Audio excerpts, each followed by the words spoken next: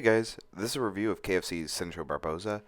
This is the limited run all black test shop version. We'll take a look at the shark mode and then we'll go through the transformation and robot modes. So let's have a look. In shark mode, you can see that he is much larger than classic Voyager Optimus Prime and much bigger than I thought it was going to be. Articulation is limited to basically the jaw opening and closing, and then the tail can kind of wiggle. The stand that it comes with can just be plugged directly into the bottom, locks in place securely, and works really well. Um, Also, the little gun turrets on the top are on ball joints and can be moved around to defend from all sides. In shark mode, there's some gear detailing along the sides that add a bit of depth to the look that I really love, and it counterbalances the bulging thruster at the back. Along the bottom, you have another big thruster that can be used later in robot mode that can also be plugged in along the top. The shark mode really is what sold me on getting this in black. I saw it at TFCon, it just looked like an evil underwater tank. The shark mode just really is the stuff. I think it looks fantastic. It also helps that I just don't really have any attachment to the original character.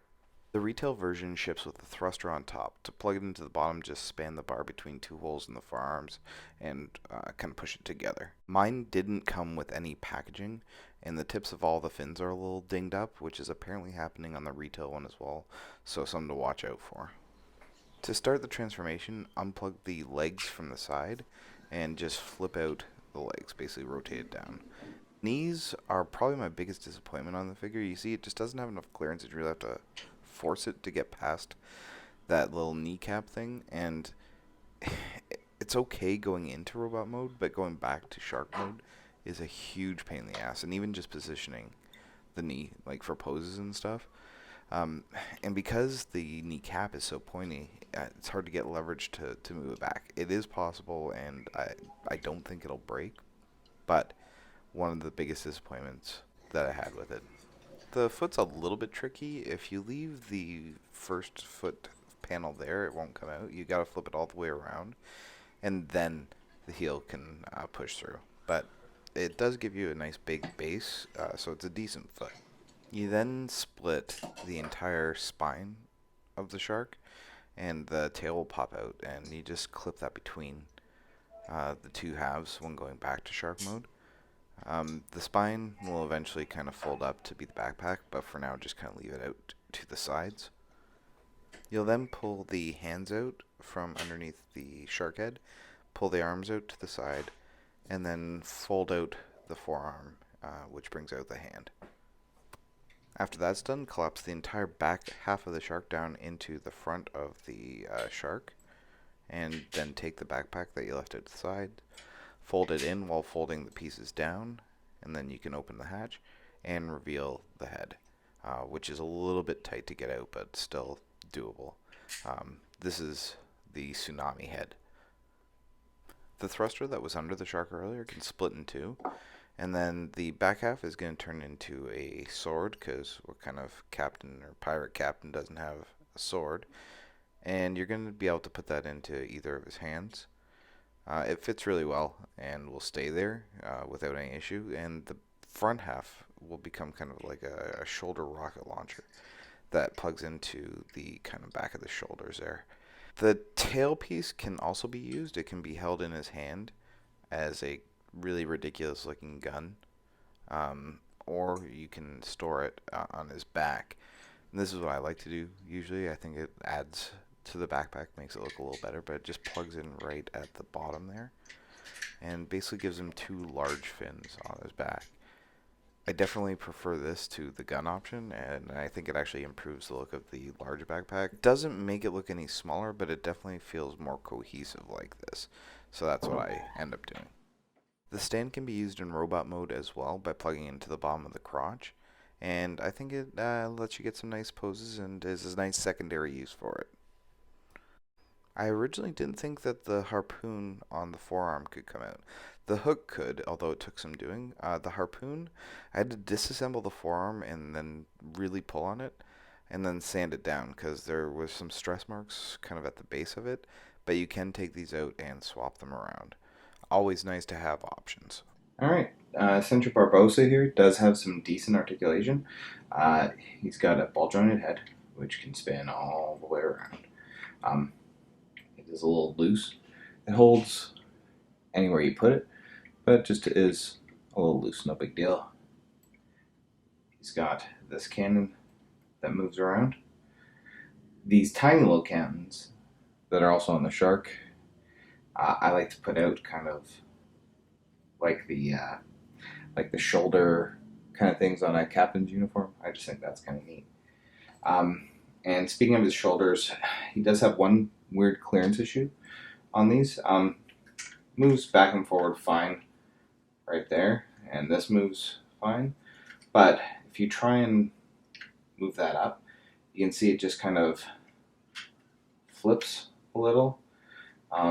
It's catching right on that edge right there. So, and another thing is this little spike here also catches. If it comes up here and you try and move this forward, it'll catch on that edge. And not a huge deal, just something worth looking at.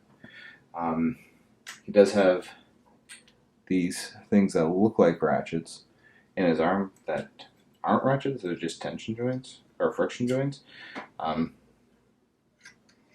So they work, I just don't know why they're meant to look like ratchet if there is no ratcheting there. Something else is his wrists. So you see his wrists right here?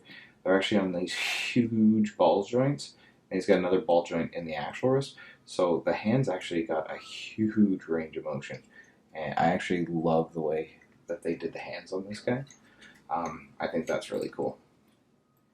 He has a waist joint as well. So you've got a waist joint there that is hindered a little by the backpack. And what else has he got? Very high kind of thigh swivel there. So it's super high up on the leg, but it is there, and it helps in addition to the ball joint that's there. These knees.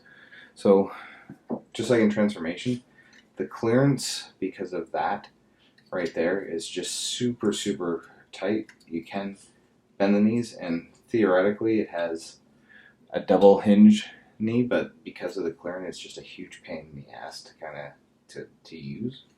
So it's hard to kind of just hard to use. So I end up not using it very often. And other than that, you've got a little ball joint on the kind of ankles, so to speak, and that's kind of the articulation on this guy. So that's kind of a rundown of the articulation. On this guy, there are some loose bits. These don't like staying in place, pegged in, and the hips are a little bit loose. I really hope that those are a little tighter on the retail version, because yeah, on these black test shots they are just a little bit loose. But all pretty decent articulation. Quick size comparison. He is much larger than Classics Optimus Prime. And I don't know if that comes across in pictures. All in all, I think Sencho Barbossa is a very good effort that reminds me a lot of the Airborne Squad from MMC, which I loved. It's just a little less refined in pretty much every aspect. Another couple of design passes, and I think this definitely would have been a recommend. Right now, I'd say to try it first if you can before buying, or at least look at a couple more reviews. Feel free to ask any questions. Thanks so much for watching, guys. Have a great day.